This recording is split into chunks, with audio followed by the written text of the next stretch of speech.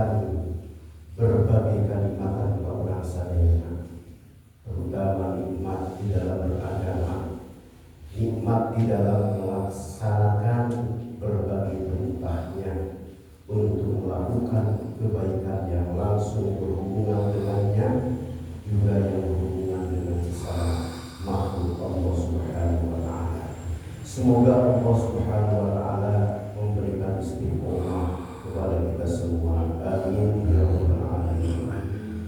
Salawat dan salam semoga senantiasa dilimpahkan kepada junjungan kita Habibana wa Nabiyyana Muhammad sallallahu alaihi wasallam, kepada seluruh keluarganya, sahabatnya, tabi'in, dan seluruh pengikutnya sampai hari akhir nanti. Amin ya rabbal alamin. Jamaah rahimahumullah, mari kita lanjutkan memahami ayat Al-Quran. Sekarang masih surat Al-Jumu'ah ayat yang ke-6. A'udzu billahi minasy syaithanir rajim. Bismillahirrahmanirrahim. Qul ya ayyuhalladzina hadu in za'amtum annakum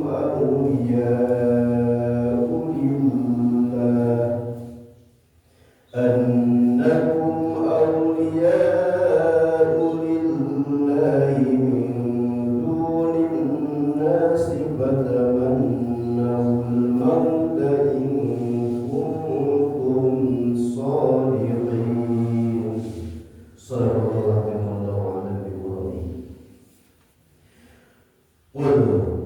ucapkeun ku anjeun wahai Muhammad, ya ayyuhalladzina hadu, wahai jalma-jalma anu beragama Yahudi, in za'amtum, lamun aranjeun nganggap, annakum saestuna aranjeun, awliya'u lillahi, kakasih Allah, min dunin nasi, sedengkeun mansaan sejen nama lain kekasih Allah Subhanahu wa Ta'ala. Fatamannawul mauta, maka prat aranjeun kabeh geurang harapkeun kematian aranjeun. In kuntum, lamun aranjeun sholiqina, benar. Jamaah rahimahullah, salah satu keangkuhan kesombongan orang Yahudi adalah mereka merasa yang paling dekat dengan Allah Subhanahu wa Ta'ala. Bahkan mereka menganggap dirinya itu kekasih Allah Subhanahu wa Ta'ala, yang lain tidak. Di zaman Allah, pada waktu Nabi Muhammad SAW berdakwah, dan ada kelompok-kelompok dari kaum Yahudi menolak apa yang didakwakan oleh Nabi Muhammad SAW, yaitu agama Islam. Tidak, kami sudah menjadi kekasih Allah. Aulia, jamaah rahimahullah, pengertiannya bermacam-macam. Jadi lalu orang ayeuna kamaritas memilih pemimpin di level daerah, kota, oge provinsi, kebetulan kita orang kota. Maka kata aulia juga dikatakan jamaah rahimahullah digunakan untuk para pelindung, para pemimpin.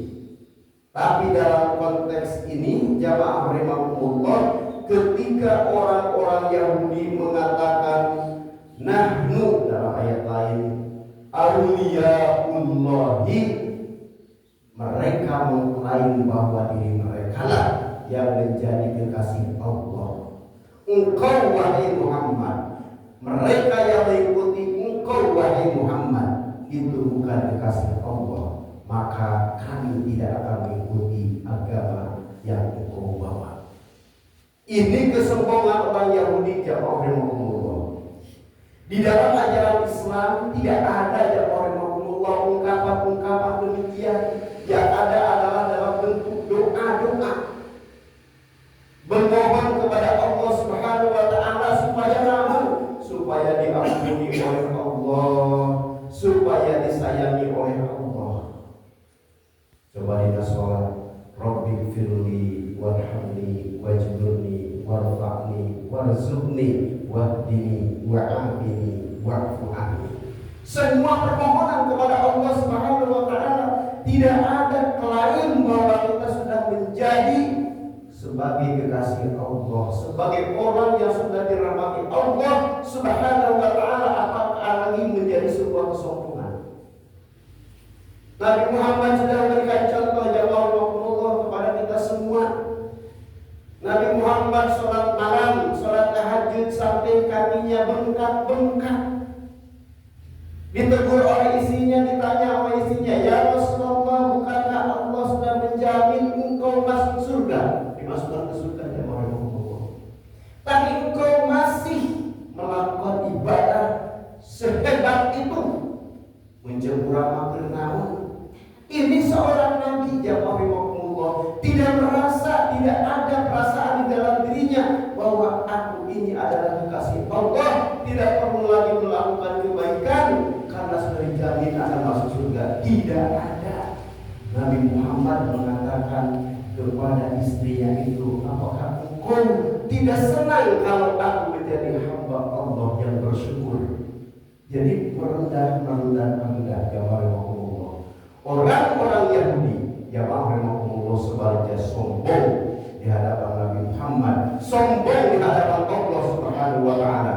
Mereka mengklaim bahwa mereka adalah kekasih Allah, yang lainnya bukan kekasih Allah. Maka kata Allah, wahai Muhammad, katakan kepada mereka, in za'antum annakum awliya'u lillahi min dunin nasi fatamannawul mauta in kuntum shodiqin.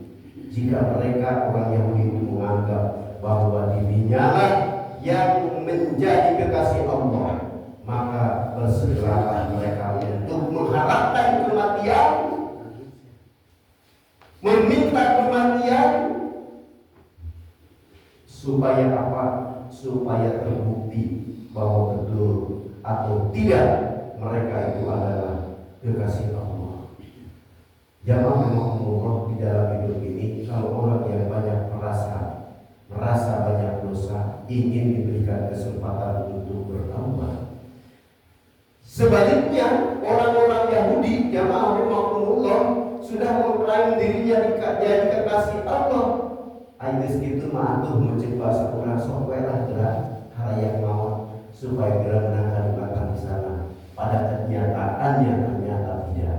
Dan orang Yahudi punya klaim seperti itu tidak lain, bukan merupakan klaim yang sebenarnya.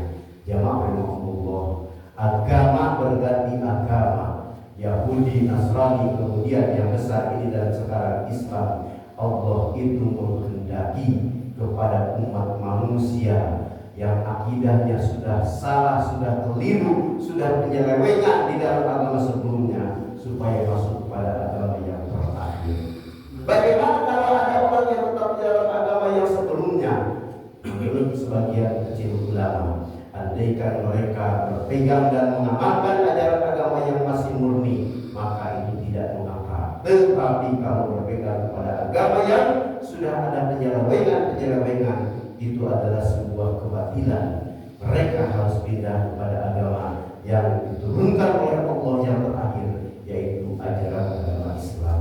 Maka bersyukurlah ya Allah, kita semua diberikan petunjuk oleh Allah Subhanahu wa taala untuk memenuhi agama yang sesuai dengan kehendak Allah Subhanahu wa taala. Mudah-mudahan kita diberikan istiqomah, memperoleh kebahagiaan di dalam beragama ini, di dunia wal akhirah. Amin ya rabbal alamin. Wassalamualaikum warahmatullahi wabarakatuh.